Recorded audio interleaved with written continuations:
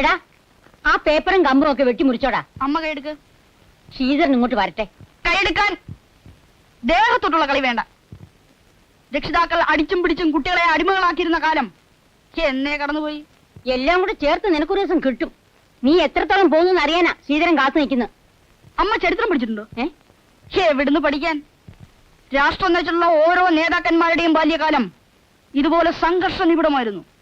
ശ്രീധരൻ ഒരു വർഷാപ്പ് മുതലാളി, പെറ്റിഭൂഷ. എടാ സ്വന്തം ചേട്ടന് എനിക്ക് സഹതാപമുണ്ട്. പരമ്പരാഗത വിദ്യാഭ്യാസത്തിന്റെ അഴുക്കുചാലിൽ വീണ് എന്റെ പെങ്ങള് മുങ്ങിച്ചവയാണ്.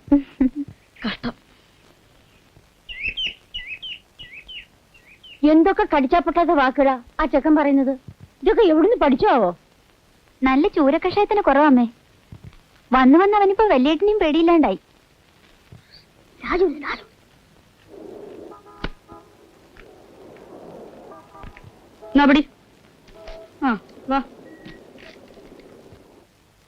അതെ, കുട്ടികൃഷ്ണ ആർമി ചേർന്നുകൊണ്ട് നമുക്ക് ലിഫ്റ്റ് ഇട്ട് തരാൻ ആളിനാണ്ട് പോയി. ഇല്ലെങ്കിൽ കാണിച്ചതായിരുന്നു. ഓ, ലിഫ്റ്റ് ഉണ്ടെങ്കിൽ അങ്ങ് മലർത്തിയനെ. ഓടാ. അമ്മേ, ചായ വേണട്ടാ. എനിക്ക് ചായ കുടിച്ചിട്ട് പോ.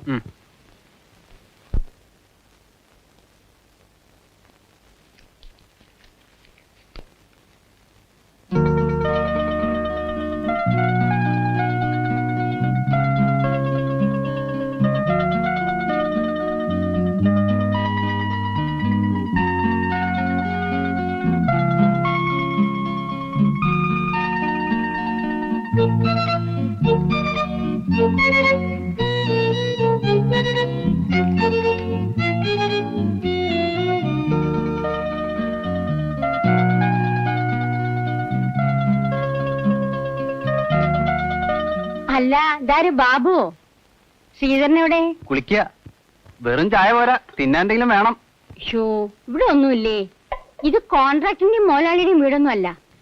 പിള്ളേരുടെ അച്ഛൻ ഒരു റിട്ടയർഡ് സ്കൂൾ വാദ്യാരാ. അത് വെറുതെ ഓട്ടോമൊബൈൽ വർക്ക്ഷോപ്പ് എടുത്തുന്ന ശ്രീധരൻ മുതലാളിയുടെ വീടല്ലേ ഇത്?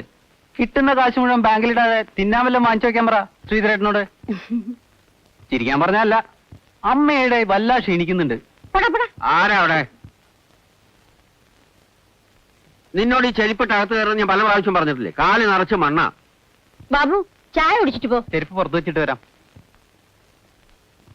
ചെരുപ്പിടണ്ടെന്ന് പറയാൻ ഇത് നിങ്ങളുടെ അമ്പലമൊന്നും അല്ലല്ലോ. അതെ, ആ ചോലും കൊടുത്തേ. വേണ്ട, ഞാൻ തൂത്തോളാം. ആവശ്യമില്ലാത്ത കാര്യത്തിനൊക്കെ എന്തൊരു ശ്രദ്ധയാ. ഒരു ചെറുക്കൻ ഇവിടെ പ്രായം തികഞ്ഞ് പെര നിറഞ്ഞ് നിൽക്കാൻ തുടങ്ങിയിട്ട് കാലം എത്രയായി? അതിനെപ്പറ്റി വല്ല വിചാരം ഉണ്ടോ നിങ്ങൾക്ക്? എന്റെ ജീവിതാനുഭവം വെച്ച് നോക്കുമ്പോ ശ്രീധരൻ പെണ്ണ് കെട്ടാതിരിക്കുന്നതാ നല്ലത്. ഏതേ, നിങ്ങളുടെ നാക്കൊണ്ട് അങ്ങനെയൊന്നും പറയരുതേ. എന്താ പറഞ്ഞാൽ കല്യാണം കഴിച്ചില്ലെങ്കിൽ ആകാശം ഒടിഞ്ഞു വീഴുവോ? പുരുഷന്റെ സ്വാതന്ത്ര്യത്തിന്മേൽ വന്നു വീഴുന്ന ഒരു കുരുക്കല്ലേ ഈ സ്ത്രീ എന്ന് പറയുന്ന സാധനം. ലൗകിക സുഖം എന്ന് പറയുന്നത് വേറൊരു മായയാ. ആത്മജ്ഞാനത്തിലേക്കുള്ള അവിരാമമായ പ്രയാണമാണ് ഒരു ധന്യ ജീവിതത്തിന്റെ മുഖമുദ്ര. എന്റെ അച്ഛന്റെ കയ്യിൽ നിന്ന് ശീതനത്തോടെ എണ്ണി വാങ്ങിക്കുമ്പോ എവിടെ പോയി മുഖമുദ്ര? എനിക്ക് ബുദ്ധി ഉദിക്കാൻ വൈകിപ്പോയതല്ലേ. ആണല്ലോ. അങ്ങനെയാണെങ്കിൽ ശീതൻ ഇതുവരെ ബുദ്ധി ഉദിച്ചിട്ടില്ല. തൽക്കാലം പെണ്ണ് കെട്ടട്ടെ. നിങ്ങൾക്ക് വയ്യെങ്കിൽ ഞാൻ തന്നെ അന്വേഷിച്ച് കണ്ടുപിടിച്ച് അവനെ കൊണ്ട് കെട്ടിച്ചോളാം. എന്നാ പിന്നെ അതാ നല്ലത്. എനിക്ക് ഈ അമ്പല കമ്മിറ്റിയുടെ 100 കൂട്ടം പണിയുണ്ട്. നിങ്ങളുടെ തനി സ്വഭാവ ആ ഇളയ പോക്രി ചെറുക്കന് കിട്ടിയിരിക്കുന്നത്. അവനും ഉണ്ട് ഒരുപാട് കമ്മിറ്റികൾ. എന്നാ അവൻ നന്നാവും. ആട്ടെ, ശ്രീധരന് വേണ്ടി നീ ആരെങ്കിലും കണ്ടുവച്ചിട്ടുണ്ടോ? നിങ്ങൾ എന്തിനറിയണ? അല്ല, എന്നെ ഒരു അന്യനായിട്ട് കണക്കാക്കി നാട്ടുകാരോട് പറയുന്ന പോലെ പറഞ്ഞാ മതി. എങ്കിൽ പറയാം. കളരിപ്പാടത്ത് അച്ഛന് വൈദ്യരെ ഒരു കുട്ടിയുണ്ട് അത്രേ. ഇപ്പൊ വൈദ്യര് മാത്രമല്ല, വെളിച്ചെണ്ണ മില്ലും തുണിക്കടയും ഒക്കെ ഉണ്ട്. നമ്മുടെ കുഞ്ഞുനാരായണ ഈ ആലോചന കൊണ്ടുവന്നത്. ആട്ടെ, കുട്ടി കാണാൻ എങ്ങനെയാ? തരക്കേടില്ല, വെളുത്തിട്ടാ. വെളുപ്പുകളാ? വെളുത്ത് എത്ര വരങ്ങന്മാരെ നമ്മളിവിടെ കണ്ടേക്കുള്ളൂ. തറവാട് മോശമല്ല. ശ്രീധരനോട് പറ, ഒന്ന് പോയി നോക്കിയിട്ട് വരാം.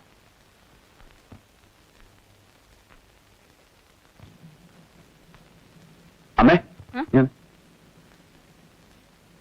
താഴത്തങ്ങാടിയിലെ അച്യുതമൈതര മോളാണോ? താഴത്തങ്ങാടിയിലെ വൈദ്യരടി. അത് ശരി, പൊളിച്ചിരുന്നൊക്കെ കേൾക്കുകയായിരുന്നല്ലേ. പെൺകുട്ടി ഗ്രാജുവേറ്റ് ആണോ? ഗ്രാജുവേറ്റ് കഴിച്ചിട്ടൊന്നുമല്ല, വെറും 10ാം ക്ലാസ്സാ. അയ്യോ, അത് പോരമേ. എനിക്കിതിന്റെ ഈ മാതിരി വർത്താനം കേൾക്കുമ്പോഴാ. നീ MA കാരനൊന്നുമല്ലല്ലോ, 10ാം ക്ലാസ്സല്ലേ. ഗ്രാജുവേറ്റിന്റെ കാര്യം ഇനി ഇവിടെ കേട്ടുപോയി പറഞ്ഞേക്കാം. എന്തായാലും എനിക്കൊരു ഗ്രാജുവേറ്റിന് മതി. പഠിപ്പില്ലേ? എനിക്ക് എന്താ ഒരു കുറവ്? സൗന്ദര്യമില്ലേ? തലയെടുപ്പില്ലേ? തലയെടുത്തോണ്ട് പോയേട്ടെ അവിടുന്ന്. ഗ്രാജുവേറ്റിനെ സ്വന്തമായിട്ട് അന്വേഷിച്ച് കണ്ടുപിടിച്ചോണം. അമ്മ തന്നെ ഒരു ഗ്രാജുവേറ്റിനെ കണ്ടുപിടിക്കണം. പോടാണെന്ന് ഗ്രാജുവേറ്റ്. ആരെയും ഭാവഗായകനാക്കും ആത്മസൗന്ദര്യമാണ് നീ. അവന്മാരെ വിട്, നിങ്ങൾ പാടുന്നതാണ് കേട്ടാ. അല്ല, മറ്റുള്ളവർക്ക് ഒരു ബുദ്ധിമുട്ടാണ്. പിന്നെ എന്ത് ബുദ്ധിമുട്ട്? എത്ര നല്ല ശബ്ദം നാണായിട്ടെന്നറിയോ? ഉവ്വ, സത്യമായിട്ട്. അഗസ്റ്റിൻ, ഒന്നുകൂടി ഒന്ന് ശരിയാവാൻ ഒരു 2-3 ദിവസം അടുപ്പിച്ച് പാടിയാൽ മതി, ശരിയായിക്കോളും. അതെ. ഓ, ആ പാട്ടെങ്ങനെയാ? പാടിയാട്ടെ. ആരെയും പാടേ. ആരെയും ഉം.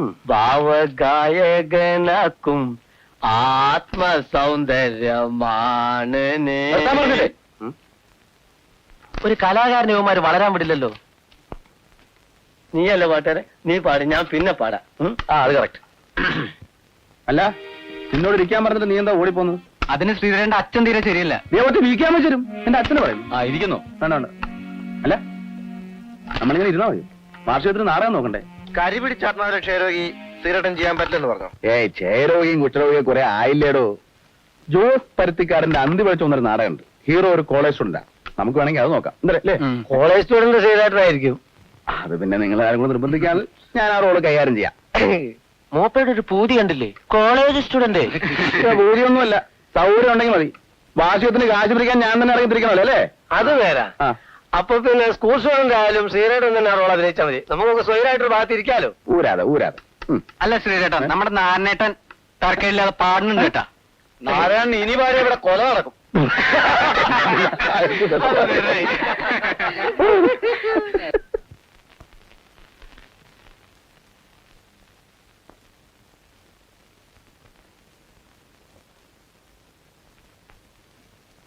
ഇന്നലെ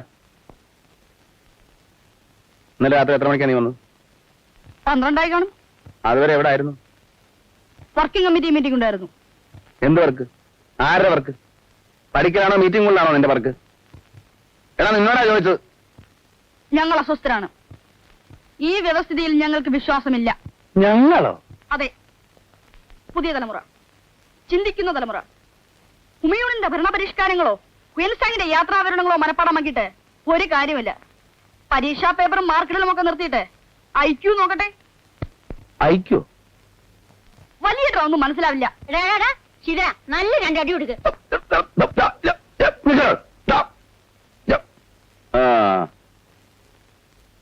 നാക്കെടുത്ത അധിക പ്രസംഗേ പറയൂ.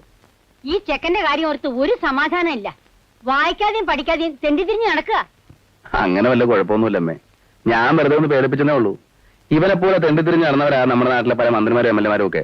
നമ്മുടെ തലവാട്ടിൽ ഒരു മന്ത്രി ഇരിക്കട്ടെ. ശ്രീധര, ഒരു ടൂറിസ്റ്റ് ബസ് കിട്ടുമെന്ന് നോക്കുക ഒരാഴ്ചത്തേക്ക്. ഞങ്ങൾ കമ്മിറ്റിക്കാരെല്ലാം കൂടെ കൂടി ഒരു യാത്ര പുറപ്പെടാൻ തീരുമാനിച്ചിരിക്കുക. മധുര മീനാക്ഷി, ഗോകർണം, കന്യാകുമാരി. പിന്നെ ഒരു യാത്ര കഴിഞ്ഞ് വന്നിട്ട് 3 മാസമല്ലേ ആയുള്ളൂ. ദൈവസന്നിധിയിൽ എത്ര വട്ടം പോയാലാ കൊതി തീരുക ഭാനു. തീവണ്ടി യാത്ര വളരെ ദുഷ്കര. പരിചയക്കാരിൽ ആരെങ്കിലും ഒരു ബസ് കിട്ടുമെന്ന് നോക്കുക. ഞാനൊന്ന് അന്വേഷിക്കട്ടെ. ആ, ഇത്തവണ തിരുപ്പതി പോയിട്ട് തല മുണ്ടനം ചെയ്യണമെന്ന് തീരുമാനിച്ചിരിക്കുക. ഈ തലയിൽ ഇനി എന്തുകൊണ്ട് മുണ്ടനം ചെയ്യാൻ?